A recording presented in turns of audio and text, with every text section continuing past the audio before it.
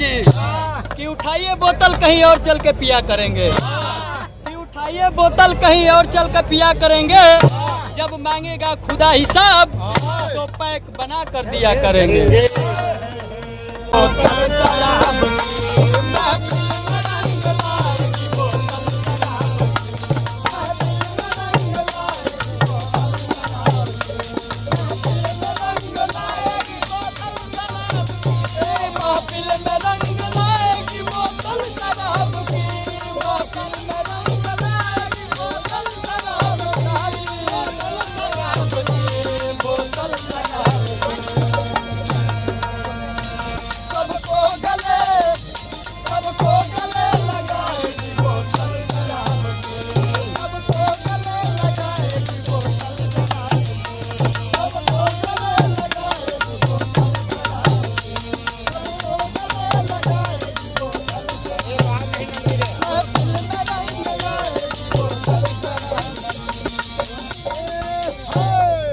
साहब जी कि जाम पे जाम पीने से क्या फायदा, जाम पे जाम पीने से क्या फायदा, सुबह होगी नशा उतर जाएगी। साहब जी अगर पीना है तो अपने दोस्तों के हाथों से पीजिए, जो सारी उम्र नशे में गुजर जाएगी।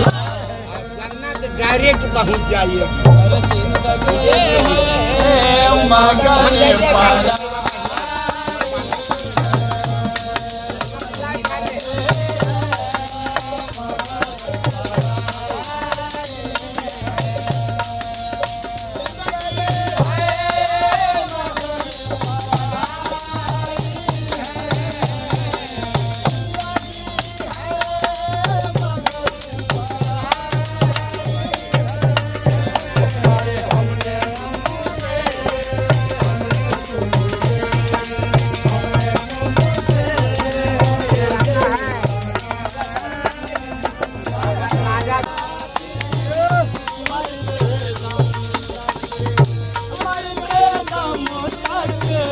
अगले जन्म तक, अगले जन्म कहीं, सात जन्म तक, सात जन्म नहीं, जन्म जन्म तक छोड़ेंगे न हम तेरा साथ तो साथ,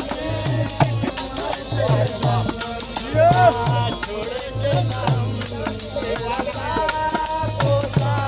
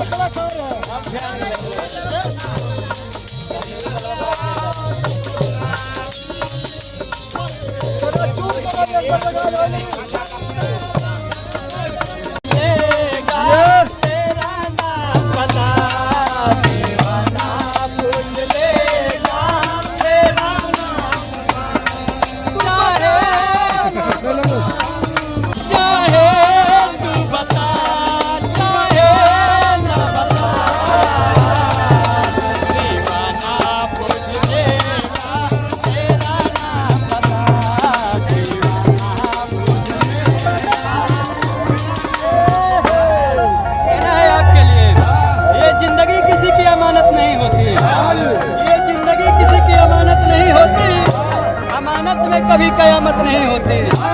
ऐसा आप जी दिल लगाना तो जरा सोच समझ के लगाना, क्योंकि इसकी अदालत में कभी जमानत नहीं होती।